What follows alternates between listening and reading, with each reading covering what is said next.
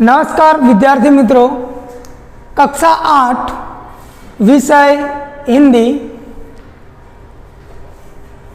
काव्य 3 मत बांटो इंसान को, जिसके कवि हैं विनय महाजन। इस काव्य का साहित्य प्रकार काव्य है। संपूर्ण मानव जाति एक विशाल मानव परिवार है। सभी मनुष्य समान है। प्रकृति ने सबको एक जैसा बनाया है और हमारे साथ भी उसका बर्ताव भी एक जैसा है। यहाँ यह काव्य मत बांटो इंसान को विनय महाजन जी ने हमें लोगों के बीच के भेदभाव उसको दूर करने का सिखाया गया है। वह सबके साथ एक जैसा व्यवहार करने की सीख देते हैं। इस कविता में विनय महाजन जी ने मिलजुल कर रहने की प्रेरणा दी है। अभी सब लोग मिलजुल कर रहे, यही इस काव्य का उद्देश्य है। लेकिन हमारे लोगों ने कई तरह के आपस में भेदभाव कर डाले हैं। ऊंच नीच, जाति पाति, धर्म अधर्म, काला गोरा आदि सब में मनुष्य ने भेदभाव किए हैं। लेकिन हम यह सोचे कि पहले हम एक मनुष्य हैं। हम लोग आपस में सबकी अमीरी गरीबी, काला गोरा, जाति पाति, यह धर्म का, यह ज्ञाति का, यह जाति का, इस सब में हमने एक भेदभाव कर दिया है। इसके वजह से हमारे लोगों के बीच कई तरह के संघर्ष देखने को मिलते हैं। यह कविता हमें वही सीख देती है कि एकजुट बनकर रहो। न जाने क्यों लोग आपस में कई सारे भेद दिखाते हैं। हम में भी, हम अपनी बात करें तो हम भी ऐसे ही करते हैं। क्यों?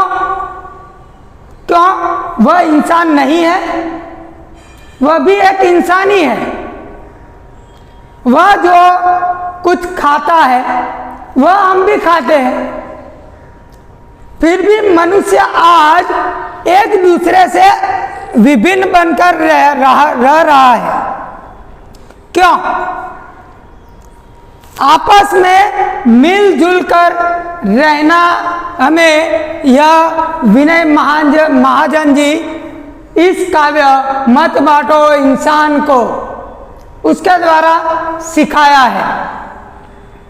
हमें सभी भेदभाव भूलकर एकजुट रहकर, एक होकर रहकर हमें रहना है। इस संसार में प्रकृति भी हमें सिखाती है। विद्यार्थी मित्रों, याद रखिए, प्रकृति भी हमें सिखाती है एक रहकर रहना। वह तो किसी में भेदभाव नहीं करती। वह किसी को पेड़ किसी को यह नहीं कहता कि मैं अमीर लोग को ही छांव दूंगी, गरीब को नहीं दूंगी। जल पानी जो हम पीते हैं वह भी हम एक समान ही पीते हैं। अनाज, गेहूं, चावल, दाल आदि सब हम एक ही खाते हैं। एक ही किसान के द्वारा दिया गया हमें अनाज, अन्न वह मिलता है। तो हम यह सब भेदभाव क्यों करते हैं? हमारा लहू एक समान है, उसका रंग भी एक समान है, जो इंसान सामने वाले के मन में जो भाव है वह भी एक इंसान है, तो हम क्यों यह सभी भेदभाव में पड़े हुए हैं? सामने वाला भी मनुष्य है, हम भी मनुष्य है, उसके भी 2 हाथ है, हमारे भी 2 हाथ है, उसके 2 पैर है, हमारे भी 2 पैर है, उसकी 2 आंखें, 2 कान, 1 नाक, 1 मुंह, फिर भी हम आपस में भेदभाव में ही पड़े रहते हैं। क्यों? तो यह सब भेदभाव भूलकर हमें एक रहना है। यह काव्य मत बांटो इंसान को हमें सिखाता है। विद्यार्थी मित्रों, आपने कक्षा 7 में हिंदी में एक काव्य पढ़ी होगी, हिंद देश के निवासी। हिंद देश के निवासी सभी जन एक है, रंग रूप वेश भाषा चाहे अनेक है।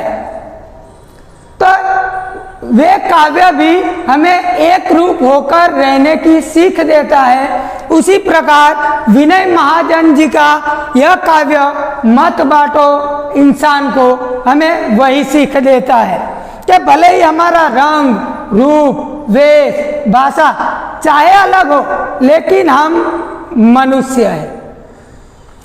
तो यह काव्य विनय महाजन जी मत बांटो इंसान को वही सिखाते हैं। हम इस काव्य के कुछ शब्दार्थ देखें। राह यानी रास्ता, मार्ग, उजियाला यानी रोशनी, बंदी यानी कैदी गुलाम, वितान यानी विस्तार अवकाश। विद्यार्थी मित्रों, याद रखिएगा, आपको परीक्षा में खाली जगह के तौर पर रिक्त स्थानों की पूर्ति कीजिए। उसमें पूछा जाता है कि वितान शब्द का अर्थ लिखिए, या वितान शब्द का अर्थ क्या होता है, या दीजिए। तो वितान शब्द का अर्थ होता है विस्तार, अवकाश। उसके बाद है पहरा, यानी कि सुरक्षा, हमारी रक्षा करना। मंजिल यानी अपना लक्ष्य, यानी कि हमारा ध्येय। मजबूर यानी विवश, यानी कि असहाय।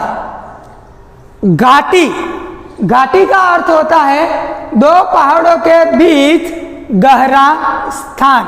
आपने देखा होगा 2 पहाड़ों के बीच का स्थान। तो यह इस काव्य के शब्दार्थ है।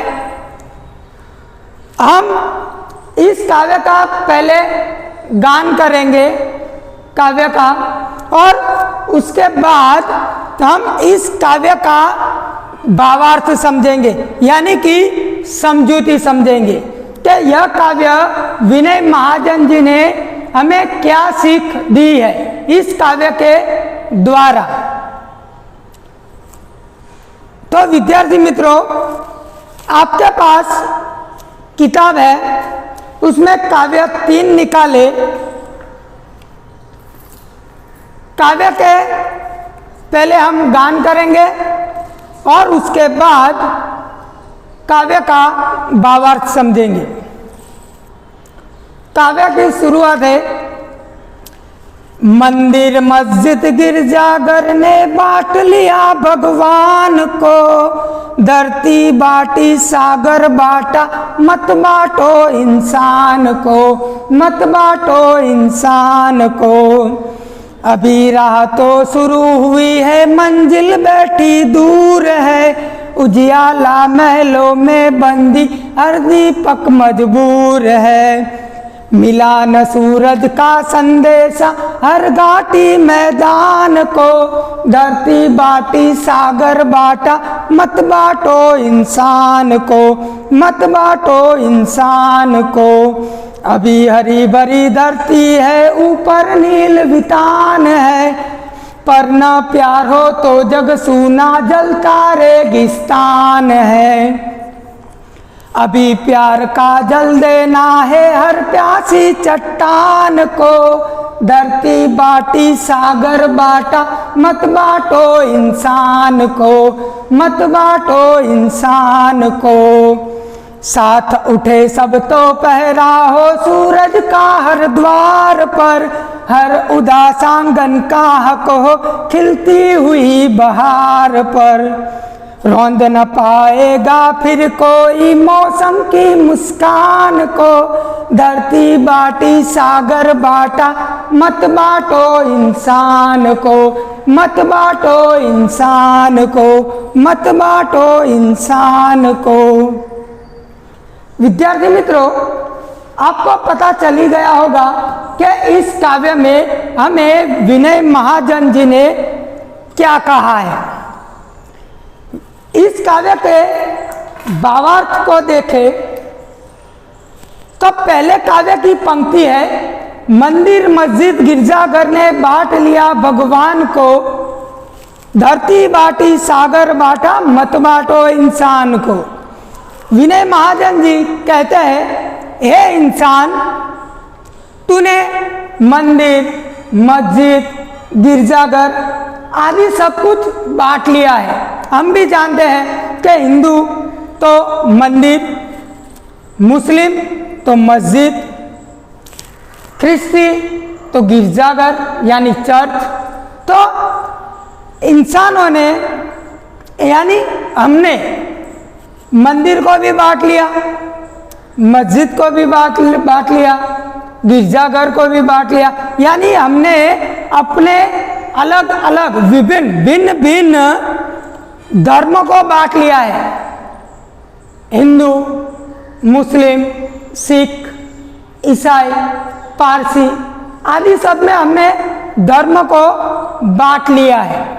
हिंदू मंदिर में जाता है, मुस्लिम मस्जिद में जाता है, ख्रिस्ती अपने गिरजाघर में जाता है और अपने अपने भगवान को अलग स्थान दिया है, या तुम्हारा भगवान या हमारा भगवान। लोगों ने धरती को भी नहीं छोड़ा। अलग अलग देशों ने अपनी धरती पर अपना एक अलग अस्तित्व, अपना देश बनाया हुआ है। साथ में सागर को भी नहीं छोड़ा। सागर एक है, लेकिन हम लोगों ने, इंसानों ने उस सागर का भी बंटवारा कर दिया है, एक सीमा खड़ी कर दी है। तो विनय महाजन जी कहते हैं, हे इंसान, मंदिर मस्जिद गिरजाघर भगवान को तुमने बांट लिया, धरती को भी बांट ली, सागर को भी बांट लिया, लेकिन अब इंसान को मत बांटना। इंसान को मत बांटो। उसे जाति पाति धर्म ऊंच नीच अमीर गरीबी आदि सब में तुमने बांट लिया है। तो अब यह सब कुछ बांटा है, तो अब इंसान को मत बांटो, इंसान को एक होने दो। आगे कहते हैं, अभी राह तो शुरू हुई है, मंजिल बैठी दूर है, हर उजियाला महलों में बंदी, हर दीपक मजबूर है। अभी तो रास्ता दिखाई देता है। अभी जो इंसान इस भेदभाव में पड़ा हुआ है, उसे हमें समझाना है, उसे ज्ञान देना है। यानी अभी तो रास्ता खुला हुआ है, अभी तो राह शुरू हुई है, लेकिन हर एक इंसान को हमें इसके बारे में समझाना। यानी अभी मंजिल बैठी दूर है। अभी तो सिर्फ उजियाला यानी कि रोशनी प्रकाश, वह सिर्फ अमीर लोगों के महलों में ही है। हमें उस गरीब इंसान की झोंपड़ी में भी उजियाला करना है। उस अभी भी झोंपड़ी के अंदर दिए ही दीपक यानी दिए ही जलते दिखाई देते हैं। रोशनी तो सिर्फ अमीर लोगों के महलों में ही है। आगे कहते हैं, मिला ना सूरज का संदेशा हर घाटी मैदान को, धरती बाटी सागर बाटा मत बाटो इंसान को। क्या अभी सूरज की रोशनी सूरज का संदेशा हर घाटी मैदान को, दो पहाड़ों के बीच के रास्ते को, उस स्थान को ही रोशनी मिली है। हमें तो पूरे संसार को, पूरे जग को, पूरे विश्व को इस रोशनी का प्रकाश हमें उनको देना है। जो अंधकार में बैठे हैं उसको अंधकार में से हमें बाहर निकालना है। दुनिया में समानता की भावना हमें पैदा करनी है। समान रूप से हमें रहना है, उसके प्रयत्न करने पड़ेंगे। अभी केवल धनी लोगों के घर में ही उजियाला देखने को मिलता है। हमें गरीब लोगों के घर में जो अंधेरा उसे दूर करना है। इसीलिए हे इंसान, तूने सब कुछ बांट लिया है, धरती को, सागर को, लेकिन इंसान को मत बांटो। आगे कहते हैं, अब भी हरी भरी धरती है, ऊपर नील वितान है, पर न प्यार हो तो जग सूना जलता रेगिस्तान है। जहाँ प्यार ना हो वह जलता रेगिस्तान के समान वह स्थान है। अभी सूर्य का संदेशा हर घाटी को देना है। जो हरी भरी धरती है, जो हरियाली दिखाई देती है, उसमें जब तक प्यार का जल यानी प्रेम, प्यार, अपने भावना जब तक नहीं रहेगी, तब तक वह हरियाली रेगिस्तान के समान है। ऊपर नीला नील वितान है, यानी कि नीला आकाश है, तो उसके समान हमें भी रहना है। जग, जग यानी संसार, दुनिया, तो हमें उसी प्रकार एक समान रहना है। समानता की भावना हमें पैदा करनी है। आगे कहते हैं, अभी प्यार का जल देना है हर प्यासी चट्टान को, धरती बाटी सागर बाटा मत बाटो इंसान को।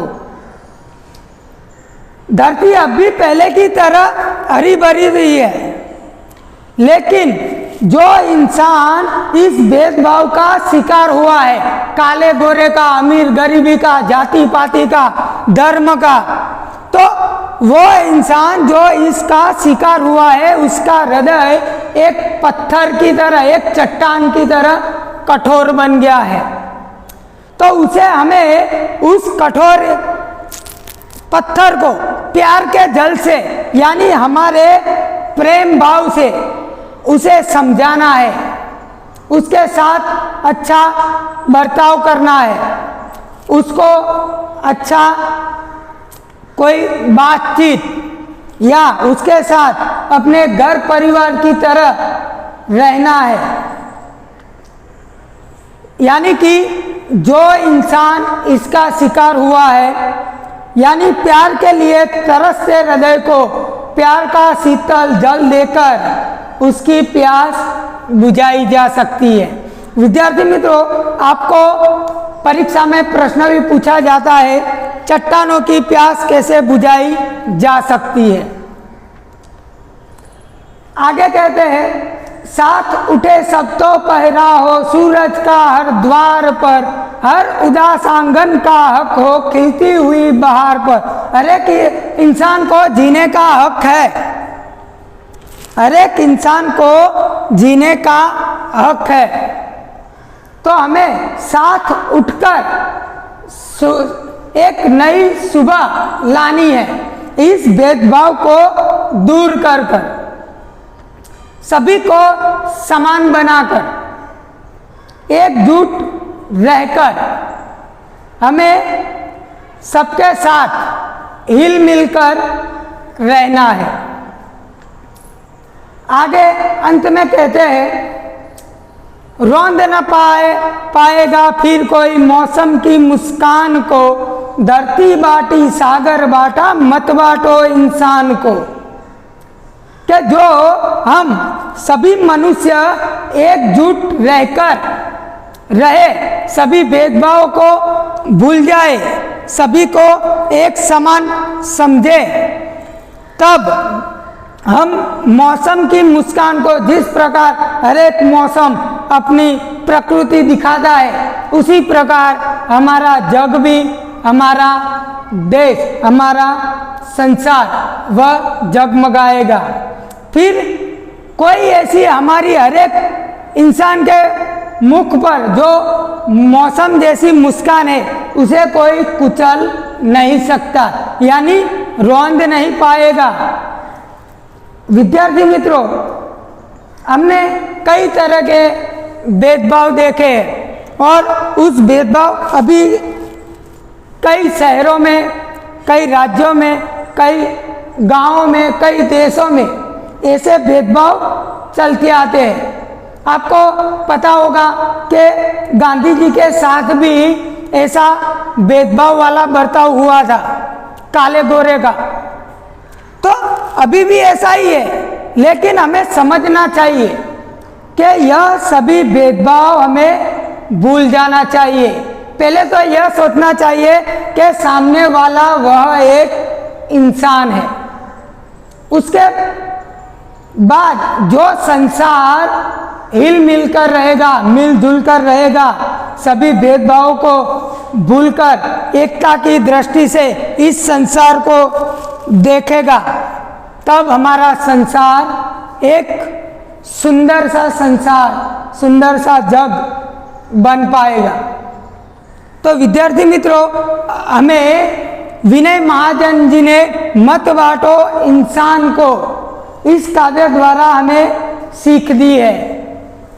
यह काव्य, इस कविता में एकता, मिलजुल कर रहना, समानता, सभी के साथ समान भाव से, समान रूप से रहना चाहिए, यह सिखाया गया है। साथ में हम सभी भेदभाव जो आपस में बने रहते हैं, वह सभी भेदभाव को भूलकर एक नया इतिहास रचने की प्रेरणा दी है। चाहे भले ही हमारे रंग, रूप, वेश, भाषा चाहे भले अलग हो, लेकिन पहले हम एक हैं। सभी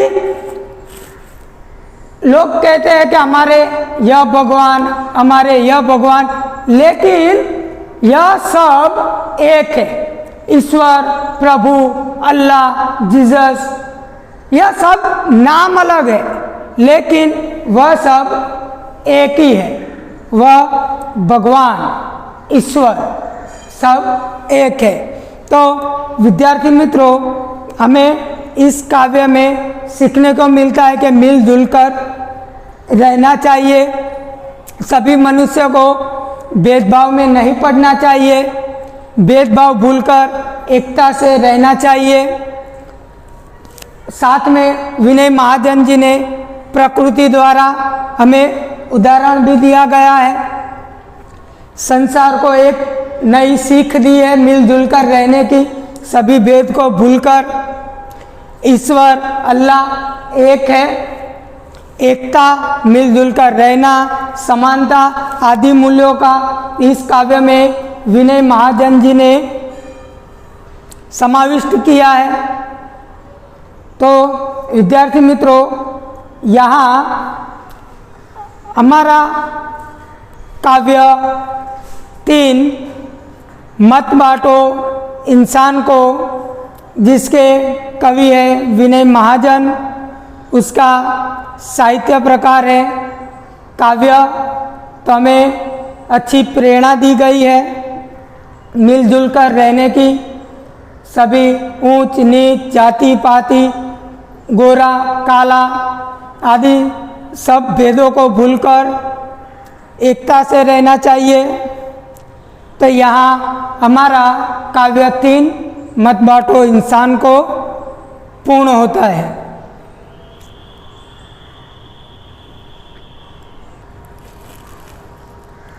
विद्यार्थी मित्रों, इस काव्य का आपको अपनी नोटबुक में गृह कार्य लिखना है। तो पहले आप शब्दार्थ लिखेंगे और उसके बाद काव्य लिखेंगे और काव्य का भावार्थ लिखेंगे। और उसके बाद आपको कुछ प्रश्न दिए गए हैं, उस प्रश्न के जवाब आपको लिखना है जो परीक्षा में पूछा जाता है। पहला प्रश्न है, इंसान को बांटने का क्या अर्थ है? लोगों ने भगवान को किस प्रकार बांट लिया है? चट्टानों की प्यास कैसे बुझाई जा सकती है? कविता के अनुसार अब तक किन किन चीज़ों का बंटवारा हो चुका है? पांचवा प्रश्न, किसकी मुस्कान को कोई रौंद न पाएगा? छठा प्रश्न, उजाले को बंदी बनाने का क्या अर्थ है? तो विद्यार्थी मित्रों, आपको इस प्रश्न के जवाब आपको गृह कार्य के तौर पर लिखना है। साथ में आपको अंत में प्रश्न के जवाब लिखने के बाद आपको एक प्रकल्प यानी कि प्रोजेक्ट तो वह आपको करना है। तो कोई भी काव्य, जैसे कि कक्षा 7 में हिंद देश के निवासी जैसे काव्य आप लिख सकते हो। साथ में प्रकृति के कुछ गीत भी आप लिख सकते हो। तो यहाँ हमारा काव्य 3 मत बांटो इंसान को, जिसके कवि विनय महाजन यहाँ पूर्ण होता है। अस्तु।